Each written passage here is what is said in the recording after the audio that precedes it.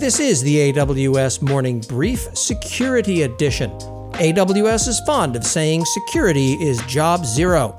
That means it's nobody in particular's job, which means it falls to the rest of us. Just the news you need to know, none of the fluff. This episode is sponsored in part by our friends at Sysdig. Sysdig is the solution for securing DevOps. They have a blog post that went up recently about how an insecure AWS Lambda function could be used as a pivot point to get access into your environment. They've also gone deep in depth with a bunch of other approaches to how DevOps and security are inextricably linked. To learn more, visit sysdig.com and tell them I sent you. That's sysdig.com. My thanks to them for their continued support of this ridiculous nonsense. So last week was fairly tame, and no, I'm not going to say that because the last time I said that, all hell broke loose with Log4J a few hours later, and I can't go through that again. So let's see what happened last week in AWS security. I like this one very much. Thinkst Canary provides for free via canarytokens.org an AWS credential generator that spits out IAM credentials with no permissions. The single thing they do is scream bloody murder if someone attempts to use them because those credentials have been stolen. There are some sneaky ways to avoid having the testing of those tokens show up in CloudTrail logs, but they've just found a solid way to avoid that sneaky method. It's worth digging into. I've been a fan of Oracle Cloud for a while, which has attracted some small amount of controversy. I stand by my opinion.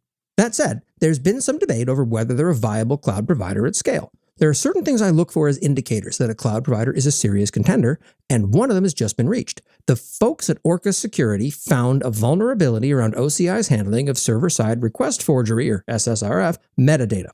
It sounds like I'm kidding here, but I'm not. When third-party researchers find a vulnerability that is non-obvious to most of us, that's an indication that real companies are using services built on top of the platform. Onward. A donation site raising funds for the Ottawa Truckers Convoy nonsense that's been going on scored itself an S3 Bucket Negligence Award. No matter how much I may dislike an organization or its policies, I maintain that cybersecurity needs to be available to all. You know the drill. You're just barely falling asleep and you're jolted awake by an emergency page. That's right, it's your night on call, and this is the bad kind of Call of Duty. The good news is that you've got New Relic, so you can quickly run down the incident checklist and find the problem. You have an errors inbox that tells you that lambdas are good, rum is good, but something's up in APM. So you click the error and find the deployment marker where it all began. Dig deeper. There's another set of errors. What is it? Of course, it's Kubernetes starting after an update. You ask that team to roll back and bam, problem solved. That's the value of combining 16 different monitoring products into a single platform. You can pinpoint issues down to the line of code quickly.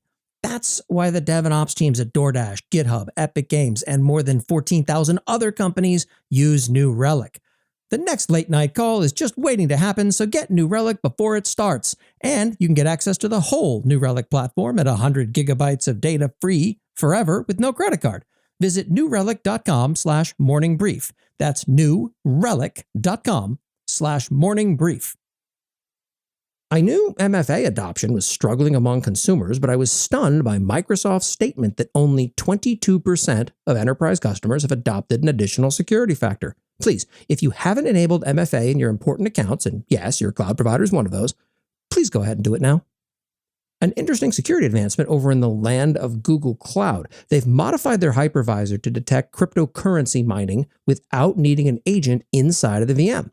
This beats my usual method of looking for instances with lots of CPU usage because most of the time the fleet is bored. Over in AWS land, they didn't have anything particularly noteworthy that came out last week for security, so I want to talk a little bit about a service that gets too little love, Amazon CloudTrail. Think of this as an audit log for all the management events that happen in your AWS account. You're going to want to secure where the logs live, ideally in another account for your AWS organization. To AWS's credit, they made the first management trail free a few years ago and enabled it across all accounts by default as a result. This is going to help someone out there, I suspect. Remember, if you haven't heard about it before, it's new to you. And I found a fun tool that's just transformative. Because if the bully who beat you up and stole your lunch money in middle school were a technology, they would undoubtedly be CORS, or Cross-Origin Resource Sharing. The Amazon API Gateway CORS Configurator tool helps you make it work with API Gateway, and I love this so much. And that's what happened last week in AWS security. Thanks for listening.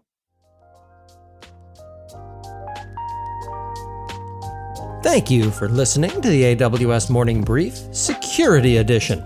For the latest in AWS security that actually matters, please follow AWS Morning Brief on Apple Podcasts, Spotify, Overcast, or wherever the hell it is you find the dulcet tones of my voice.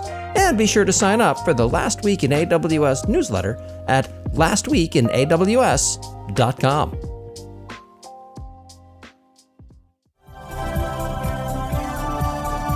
This has been a Humble Pod production. Stay humble.